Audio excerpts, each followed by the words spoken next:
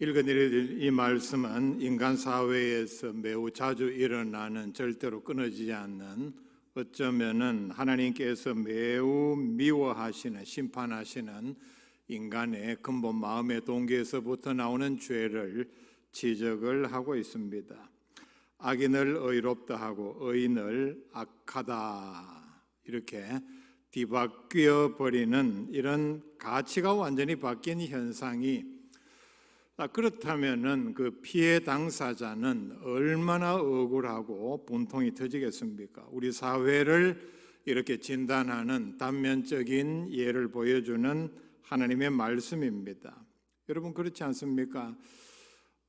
사회 나가서 사람들의 얘기를 들어보면은 어떤 사람이 분명히 악한 의도를 가지고 죄를 저질렀는데 그리고 분명히 피해자가 있음에도 불구하고 일부이겠습니다마는 그 사람에 대해서 그 저지른 죄에 대해서 죄가 아니다, 그러지 않았다, 증거가 있음에도 불구하고 그리고 그게 무슨 잘못이냐, 뉴스를 봐도 또 유튜브 방송을 봐도 이런 내용들이 많이 나옵니다.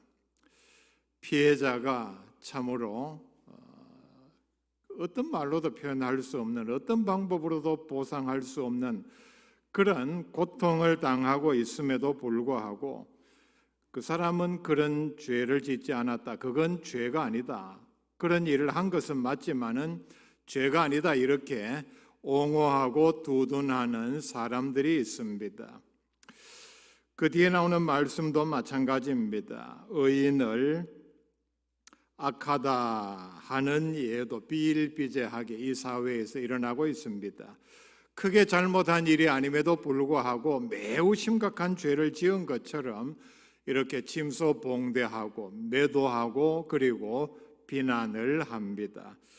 오늘 말씀에서는 이 한 부분만 말씀을 드리겠습니다. 뒷부분은 말씀을 드리지 않아도 그 개념만 바꾸면은 다 같은 얘기니까 그렇게 말씀을 드리겠습니다.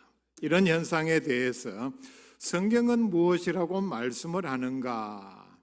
하나님을 모르는 사람들이 그렇게 하는 것은 당연합니다. 그러나 우리는 하나님 말씀에 이 말씀이 분명히 기록이 되어 있고 우리의 삶 가운데 분명히 우리가 지켜야 할 내용들이 있기 때문에 여기 말고 성경 다른 곳에서도 분명히 말씀을 합니다. 악인을 의롭다고 하는 일은 매우 심각한 상황입니다. 더 심해지면은 양심의 소리는 사라지고 결국은 거짓과 악이 득세하는 세상이 되고 맙니다. 이렇게 되면은 바로 세상이 점점 더 악해지는 한 요인이 되고 맙니다. 왜냐하면은 아무리 죄를 짓고 악을 행해도 거짓말을 해도 한쪽에서는 의롭다고 하면서 편을 드는 사람들이 있으니까, 그리고 조직을 만들어서 그 사람을 도와주고 조직적으로 그 사람을 지지를 하니까 그 사람은 전혀 마음에 거리낌 없이 더 큰 죄를 짓게 마련입니다. 읽어드린 이 말씀은 1차적으로 재판관의 범죄를 지적을 합니다. 이스라엘 백성들이 출애굽에서 광야에 나와서 그들 나름대로의 공동체를 형성했을 때에 하나님께서 그들에게 재판하는 방법에 대해서 말씀을 했습니다. 신명기 25장 1절에서 3절에 나오는 말씀입니다. 사람들 사이에 시비가 생겨 재판을 정하면 재판장은 그들을 재판하여 의인을 의롭다 하고 악인을 정죄할 것이며, 그리고 뒤에 나오는 말씀은 악인에게는 즉 가해자, 범법자에게는 죄에 따라서 벌을 주라 분명히 명시를 하고 있습니다. 그런데 세월이 지나면서 이스라엘 역사에서 보면은 하나님을 두려워하지 않는 재판장들이 뇌물을 받고 악인을 즉 가해자를 의인으로 피해자로 뒤바꿔 버리는 일들이 비일비재했습니다. 이게 별것 아닌 것 같지만은 하나님 말씀에는 매우 심각한 죄라고 분명히 지적을 합니다. 어느 정도로 나라가 망하기 전에 이스라엘에서 만연한 대표적인 죄가 바로 사회 공의가, 사회 정의가 무너진 죄인데, 대표적으로 재판이 이런 식으로 뇌물을 받고 행해지는 죄라 말씀을 합니다. 그래서 미가서 3장 11절에 보면은 그들의 우두머리들은 뇌물을 위하여 재판하며, 그리고 뒤에 나오는 타락상이 이렇게 나옵니다. 그런데 이 죄에 대한 벌이 뭐냐? 12절에 보면은 이러므로 너희로 말미암아 시온은 갈아엎은 밭이 되고 예루살렘은 무더기가 되고 성전에 사는 수풀의 높은 곳이 되리라. 얼마나 철저하게 망할 것이라는 것을 분명히 예언을 했습니다. 우리가 이 말씀을 우리의 삶에, 믿음 생활에 적용해 볼 수 있기를 바랍니다. 그리스도인들이 그렇다면은 이런 잘못, 이런 죄를 우리의 믿음 생활 가운데서 어떻게 경계하고 주의를 해야 하느냐? 분명히 그리스도인들도 잘못하는 경우가 있고, 그리고 교회 안에서도 범죄하는 일이 일어납니다. 그러면은 주변에서, 그리고 친할수록 또 중직자들은 그 사람에 대해서 잘못한 만큼 지적을 하고 책망을 해야 합니다. 성경 많은 곳에서 여기에 대해서 말씀을 합니다. 만약에 그렇게 하지 아니하고 덮어버린다든지 없는 것처럼 넘어간다든지 그렇게 하는 것은 바로 그 공동체 안에서 교회라면은 죄를 점점 더 키우는, 조장하는, 오히려 장려하는 결과를 낳고 맙니다. 여러분, 교회 안에서 이런 일이 있어서 되겠습니까? 분명히 죄를 지었음에도 불구하고 그 사람에 대해서 요즘 우리 사회에서 일어나는 것처럼 죄가 아니다, 그런 일을 했지만 그게 어떻게 죄가 되느냐, 그 사람은 잘못한 것이 없다, 그 사람은 그런 죄를 지을 리가 없다, 이런 식으로 두둔하고 옹호하는 것은 도둑질하는데 망봐주는 것과 마찬가지입니다. 강도짓 할 사람에게 칼을 빌려주는 것과 마찬가지입니다. 그 사람이 도둑질하지 아니했다고, 강도짓 직접적으로 하지 아니했다고 나는 아무런 죄가 없다, 분명히 이렇게 말할 수 없습니다. 잘못했음에도 지적하지 아니하고 그냥 넘어가고 묻어버리고, 그리고 오히려 옹호하고 비난하는 사람들을 욕하는 것은 조직폭력배의 의리에 불과합니다. 악인을 가리켜서 의롭다 이렇게 말을 해버리면 그 악인은 점점 더 힘을 얻습니다. 악인을 의롭다고 말하는 것은 그 악인이 지은 죄를 옹호하는 결과와 똑같습니다. 그렇다면 그 사람은 옹호함으로 그 죄를 짓는 것과 같습니다. 특별히 영향력이 있고 그리고 지도자 위치에 있는 사람이 악인을 의롭다 이렇게 말하면은 그 다음부터 그 사람 말을 누가 믿습니까? 예를 들어 봅시다. 교회 안에서 우리가 다 아는 사람이, 어떤 사람이 소를 훔쳐서 문제가 돼서 입건이 됐습니다. 우리가 다 아는 사람이라고 가정을 해봅시다. 그렇다면 여러분들이 저에게 물을 것 아닙니까? 목사님, 그 사람 어떻게 된 겁니까? 소를 훔친 게 맞습니까? 물었는데 목사라는 제가 대답하는 내용이 그게 소를 훔친 게 아니고 길을 가다가 끈 하나가 떨어져 있길래 그거 쓰려고 주워와 봤더니 뒤에 소가 딸려 있지 않습니까? 그래서 그 사람 억울하게 소도둑으로 누명을 쓴 것입니다. 여러분, 만약에 제가 이렇게 옹호를 하고 그런 식으로 변명을 했다면 그 다음부터 제 말을 얼마나 믿겠습니까? 말하는 게 보니까 전부 그런 식이고 결국은 그런 결과를 낳고 만다는 얘기입니다. 그렇게 되면 선과 악의 기준이 완전히 뒤바뀌어 버립니다. 사회는 더 혼란하고 더 타락하고 더 큰 죄를 담대하게 짓기 시작하고 돌이킬 수 없는 상황으로 떨어지고 맙니다.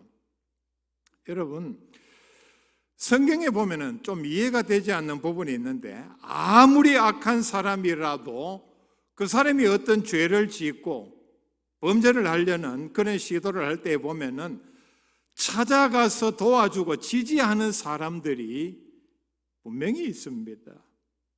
민수기 16장에 보면은 고라 그리고 여러 많은 사람들이 모세와 아론을 대적하여서 반역을 일으켰는데 놀라운 사실은 분명히 옮기면은 이름 있는 지휘관 250명이 합세해서 모세와 아론에게 반역을 했다. 그리고 거짓으로 모세를 모함했다. 이렇게 말씀을 합니다. 모세가 누구입니까? 하나님께서 직접 세우신 지도자였고, 그리고 모세는 하나님과 대면해서 대화를 한 사람이요, 하나님으로부터 모든 말씀을 들은 선지자요, 거기다가 엄청난 능력을 행하고 이적을 행하는 이런 사람임에도 대적하는 사람이 있고, 그리고 대적할 때에 일반 사람들이 아닌 뽑힌 지휘관 250명이 합세해서 거기에다가 반역의 모함까지 했다. 분명히 말씀을 합니다. 그 결과 그들은 땅이 갈라지고 갈라진 땅으로 다 떨어져서 땅이 다시 닫혀서 그들은 몰살을 당했습니다. 또 하나의 예는 사무엘하 15장에 나오는 압살롬이 반역을 일으켰을 때입니다. 압살롬은 분명히 악한 꾀를 가지고 그리고 치밀한 계획을 세워서 반역을 일으켰습니다. 그런데 15장 12절에 보면은 이렇게 말씀을 합니다. 반역하는 일이 커가매 압살롬에게로 돌아오는 백성이 많아지니라. 왕이 누굽니까? 거룩한 왕 성군이라고 하는 다윗임에도 불구하고 다윗에게서 마음이 돌아서서 압살롬 그 악한 꾀에, 악한 계획에, 반역하는 일에 편을 서는, 도와주는 사람들이 많아졌다 말씀을 합니다. 누가 봐도 명백한 잘못을 한 악인을 의롭다고 하는 일이 사람 사이에서 일어나는 이유가 무엇이냐? 첫째는 양심이 마비되었기 때문입니다. 디모데전서 4장 2절에 분명히 말씀을 합니다. 이런 사람들은 자기 양심이 화인을 맞아서 외식함으로 거짓말하는 자들이라. 여러분, 이런 사람들 얼굴 표정을 한번 가만히 보세요. 거의 100% 이런 경우입니다. 양심이 이미 화인을 맞아서 외식함으로 거짓말하고 있다는 사실을 우리가 분명히 깨달아야 합니다. 바로 이런 거짓말로 양심이 마비되었기 때문에 악인들을 두둔합니다. 거짓말을 합니다. 자기 처한 상황에 따라서 입장이 다른 경우가 거의 100% 이런 경우입니다. 여러분, 이런 사람들이 하는 말을 들어보면은 이 세상에 어떤 사람도 죄인일 수가 없습니다. 이런 사람들의 말을 빌리면은 조두순도 아주 착한 사람이요, 아주 마음이 여리고 그리고 착한 일 많이 하는 사람입니다. 그 궤변을 늘어놓는 걸 보면은 그 사람에게 설명을 빌리자면은 어떤 죄도 죄가 될 수 없습니다. 증거가 있음에도 불구하고 그럴 사람이 아니라고 합니다. 우리 사회에 일어나고 있는 현상입니다. 그리스도인이라고 하면서 악인들을 옹호하고 지지를 한다면은 양심이 마비된 것입니다. 두 번째는 상식의 부족 때문입니다. 예를 들어서 어떤 죄, 도둑질이라든지 간음이라든지 거짓말 같은 죄는 매우 단순하기 때문에 이렇게 들어보면은 누가 잘못했다 쉽게 판단할 수 있습니다. 그런데 우리 사회에서 일어나는 많은 죄들이 이런 죄만은 아니죠. 여러 많은 복잡한, 특히 경제 범죄 같은 것은 교육 수준이 낮은 사람은 들으면은 그게 무슨 죄가 되는가 이해가 되지 않는 그런 부분들도 있습니다. 의도가 얼마나 악한지 아니면은 피해가 어떻게 발생을 했는지, 동기가 얼마나 나쁜지. 그러니까 상식이 부족하면은 저 사람이 잘못했다, 저게 그만큼 심각한 죄다 잘 알 수가 없습니다. 그렇기 때문에 이런 복잡한 성격을 가지고 있는 문제에 대해서는 잘 모르면서 죄가 아니다 이렇게 함부로 얘기를 해서는 되지 않습니다. 세 번째는 탐욕 때문입니다. 특별히 악인이 유력자인 경우에 알면서도 편을 들고 옹호하면서 이렇게 지지를 하는 것은 바로 그렇게 해서 이익을 보기 위함입니다.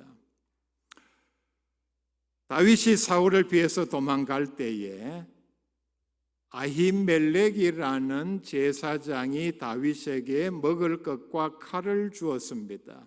이 광경을 도액이라는 사람이 보고 사울에게 신고를 했습니다. 사울은 여기에 대해서 대노했습니다. 그래서 당장의 명령을 내기를 가까이 있는 군인들에게 당장 가서 다윗에게 도움을 준 제사장 전부를 죽여라. 이렇게 하니까 군인들은 제사장을 죽이는 일이기 때문에 두려워하고 하지 않으려고 했습니다. 그러자 사울은 다시 신고한 도액에게 네가 가서 제사장을 다 죽여라. 도액은 그렇게 했습니다. 그리고 제사장 85명을 죽이고 그것으로 모자라서 제사장 가족을 다 죽였습니다. 얼마나 많이 죽였습니까?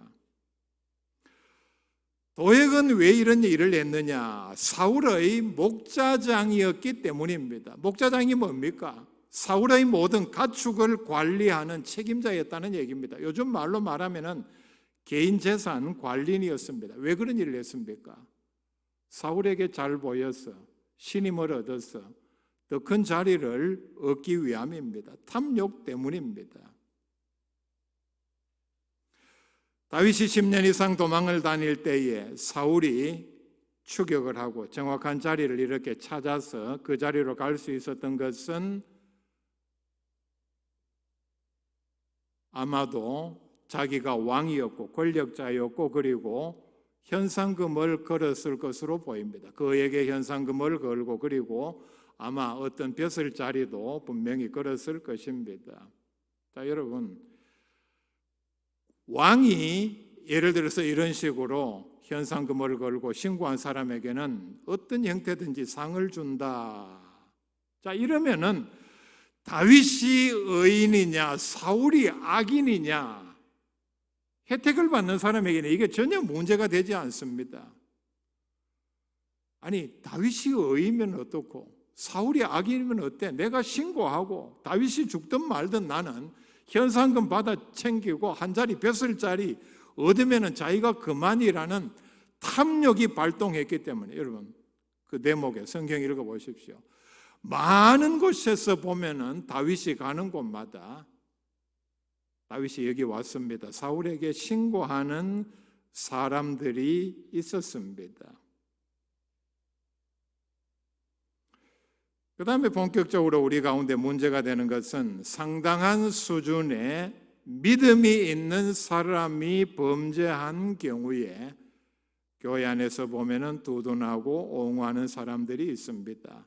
그 사람 믿음이 그만큼 훌륭하니까 교회 충성 많이 했으니까 두둔하고 옹호하고 그리고 심지어는 부인하는 경우까지 있습니다.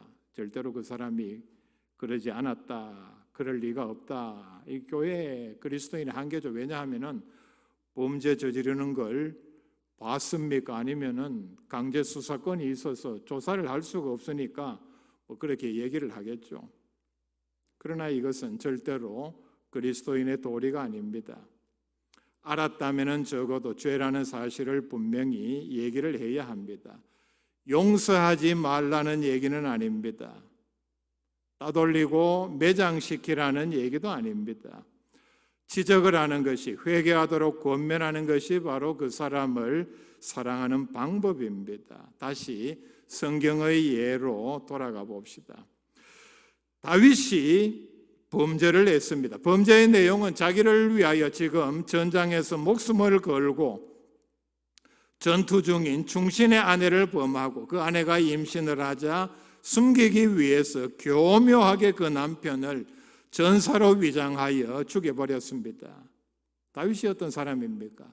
성령 충만한 사람이요 영감으로 하나님의 말씀을 기록하는, 그리고 기도하면 응답받고, 그리고 성경에 나오는 유일한 하나님의 마음에 합한 사람이었습니다. 매우 놀랍겠지만은 성경적으로는 전혀 놀랄 일이 아닙니다. 이런 사람도 얼마든지 죄를 지을 수 있습니다. 그런데 절대로 이런 사람의 죄도 두둔하거나 정당화해서는 되지 않습니다. 정당화하는 방법은 이거겠죠. 아니, 왕이 뭐 그 정도 죄야, 그게 뭐 큰 죄가 되는가? 그 시대에 그런 사람들도 있었을 것입니다. 나단 선지자는 다윗에게 찾아갔습니다. 적절한 때에. 아마 나단 선지자와 다윗 왕은 친한 사이였을 것입니다. 자주 찾아가서 격의 없이 대화하고, 그리고 민정을 보고를 했을 것입니다. 그 전에 했던 대로 이렇게 자연스럽게 대화가 이어나갑니다. 왕이시여, 예루살렘에서 최근 이런 일이 있었습니다. 한 부자가 있었는데 자기는 자기 소와 양이 엄청 많았음에도 불구하고 자기에게 손님이 찾아오자 그 손님을 대접할 목적으로 자기에게 많은 그 양을 잡지를 아니하고 이웃에 한 가난한 사람, 자식처럼 아끼는 어린 양이 있었는데 그것을 빼앗아다가 잡아서 온 손님을 대접을 했습니다. 그런 얘기를 자주 했던 것 같습니다. 그러자 이 얘기를 들은 다윗은 대노해서 그놈 사형이다 이렇게 얘기를 했습니다. 그리고 몇 배로 갚아야 한다 대노를 하니까 나단 선지자가 즉시 받아서 당신이 바로 그 사람이라. 뒤에는 더 끔찍한 말을 합니다. 네가 칼로 우리아를 죽였다. 그 죄로 칼이 네 집에서 영원토록 떠나지 아니하리라. 나단의 이 책망으로 다윗은 회개하고 거듭나는 계기가 되었습니다. 나단의 위대함이 바로 여기에 있습니다. 다윗의 죄를 책망하는 일에 자신의 생명을 걸었습니다. 왜냐하면 완악한 상태에서 다윗이 화가 난 채로 나단을 죽여버리면 그만입니다. 조금 더 뒤에 일어난 역사입니다. 유다 왕 여호사밧은 매우 경건한 하나님을 잘 섬기는 왕이었습니다. 하나님께서 보시기에 정직한 왕이었고, 그리고 왕이 되자 나라 곳곳에 가득 차 있는 우상들을 다 없애고 백성들에게 하나님의 말씀을 가르치고 바로 행하게 했습니다. 얼마나 귀한 왕입니까? 그런데 이 여호사밧에게 아주 좋지 못한 나쁜 습관이 하나 있었는데, 그것은 북이스라엘의 이스라엘 전체 역사를 통틀어서 가장 악한 아합 왕을 좋아하고 찾아가서 만나기를 즐겨하고 심지어는 사돈 관계를 맺고 그리고 도와주는 아주 나쁜 그런 습관을 가진 왕이었습니다. 어느 날 남유다의 여호사밧 왕이 북이스라엘에 방문을 했습니다. 우리나라 남북 분단과 매우 흡사한 상황입니다. 갈 수 있겠죠. 가서 이런저런 얘기를 하는 가운데 악한 아합 왕이 이런 제안을 합니다. 지금 전쟁을 해야 하는데 내 혼자 힘으로는 부족하니까 남쪽 유다의 군대를 동원해서 정벌을 하는데 도와주시오 해서 허락을 하고 여호사밧은 군대를 동원해서 아합과 함께 참전을 했지만은 여기에 분명히 하나님의 뜻이 있었습니다. 경고가 있었는데 그 내용은 자기도 죽을 뻔한 고비를 넘기고 예루살렘 궁으로 돌아올 때에 역대하 19장 2절에 보면은 이렇게 말씀을 합니다.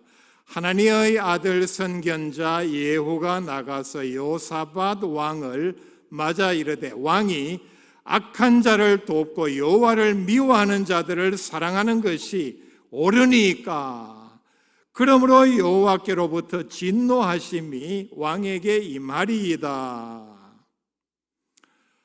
악한 자를 좋아하고 사랑하고 여호와를 미워하는 자를 도와주는 죄에 대한 대가를 선견자가 분명히 얘기를 했습니다.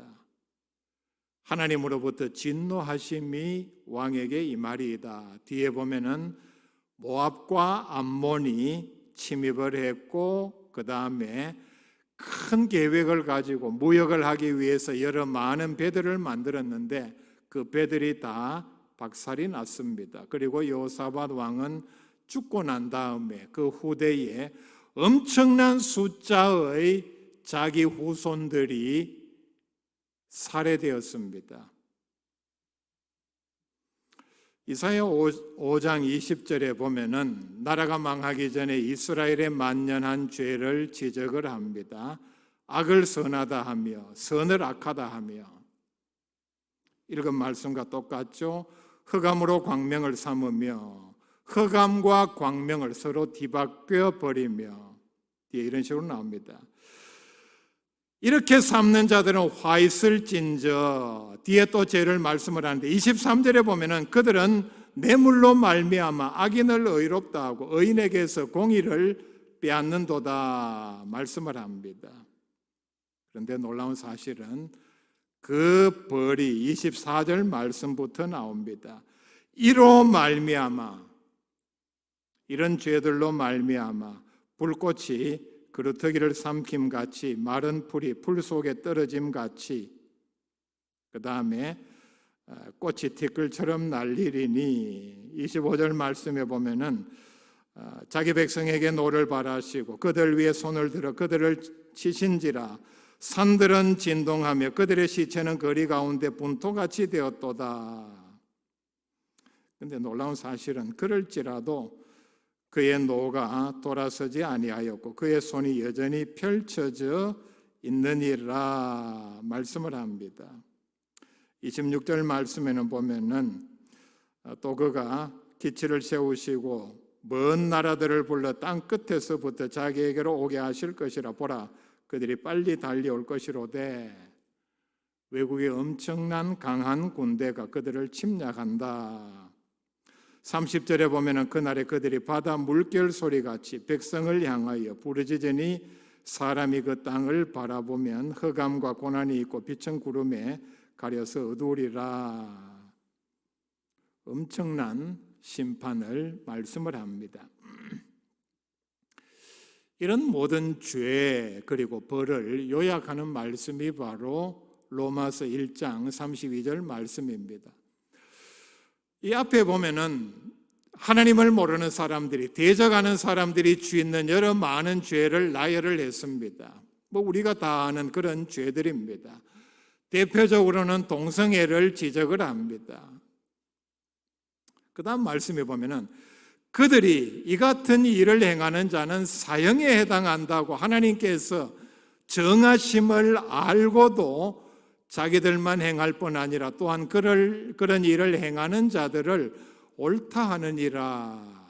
하나님께서 분명히 엄청난 벌을 내리신다는 사실을 알면서도 그런 죄를 짓고, 악인의 특징이 뭔가 하면은 이런 죄를 지을 뿐만 아니라 자기와 같은 죄를 짓는 사람들을 옳다고 합니다. 죄가 아니다. 여러분, 놀라운 사실이 뭔지 압니까? 동성애 죄에 대해서 일부 목사, 신학자들이 죄가 아니라고 합니다. 그 사람들을 만나보면 해주고 싶은 말이 이 구절입니다. 로마서 1장 32절 안 읽어봤어요? 죄를 죄가 아니라 얘기하고 악인을, 죄인을 죄인이라 얘기하지 아니하고 오히려 의인이라고 얘기하는 것도 똑같은 죄라는 얘기입니다. 오늘 읽은 말씀 뒷부분에 이렇게 얘기합니다. 이 두 사람은 다 여호와께 미움을 받느니라.